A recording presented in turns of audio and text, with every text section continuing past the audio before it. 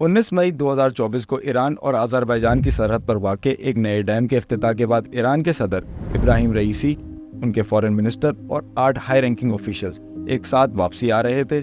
मौसम की खराबी के बायस उनके हेलीकॉप्टर को एक हादसा पेश आया जिसमें 10 के 10 अफराद जाँ बहक हो गए।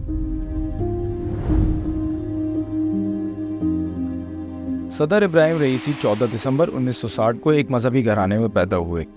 5 साल की उम्र में उनके वालिद साहब का इंतकाल हो गया। उनके वालिद साहब एक मशहूर मजहबी रहनुमा, मजहबी इस्टेब्लिशमेंट के साथ बहुत ज़्यादा कुर्बत रखते थे। 15 साल की उम्र में कुम की एक मजहबी दरसगाह के अंदर तालीम हासिल करना शुरू करी और 1979 में ईरानियन रेवोल्यूशन के बाद ईरान के हालिया सुप्रीम लीडर अली खामनाई के अंडर मेंटोरशिप आए और 1985 के अंदर डिप्टी प्रोसिक्यूटर तेहरान बन गए। 1988 के बदनामे ज़माना डेथ कमीशन का हिस्सा रहे 4 जजेस में से एक जज वो खुद थे और तकरीबन 10,000 बाएं बाजू के पॉलिटिकल प्रिजनर्स को फांसी की सज़ा सुनाई, जिसके नतीजे में उनके करियर में एक और एलिवेशन आई। 1989 में उन्हें तेहरान का प्रोसिक्यूटर बना दिया गया। 2004 में ईरान के पहले डिप्टी चीफ जस्टिस के ओहदे पर फाइज हुए और 2014 में प्रोसिक्यूटर जनरल के।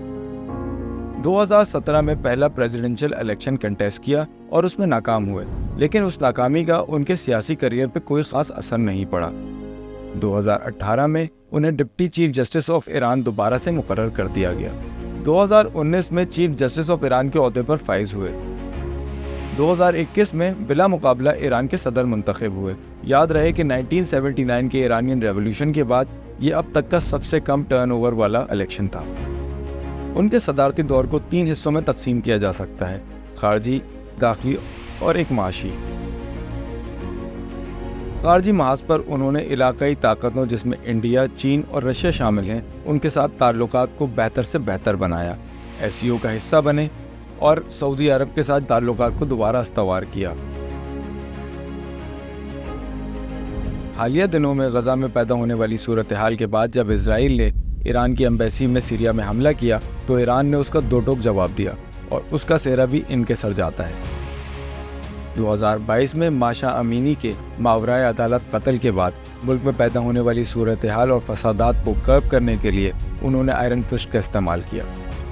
माशी महाज पर चाइना के साथ, इंडिया के साथ और पाकिस्तान के साथ बैक वक्त नई डील साइन कर अपने मुल्क को माशी बहरान से निकालने की भरपूर कोशिश की।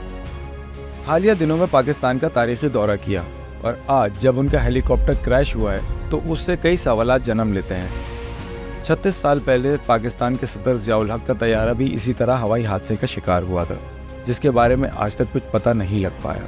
क्या इब्राहिम रईसी के तैयारे के साथ भी यही होगा या इसकी तहकीकात मुकम्मल कर तमाम कॉन्स्पिरेसी थ्योरीज का मुंह बंद कर दिया जाएगा?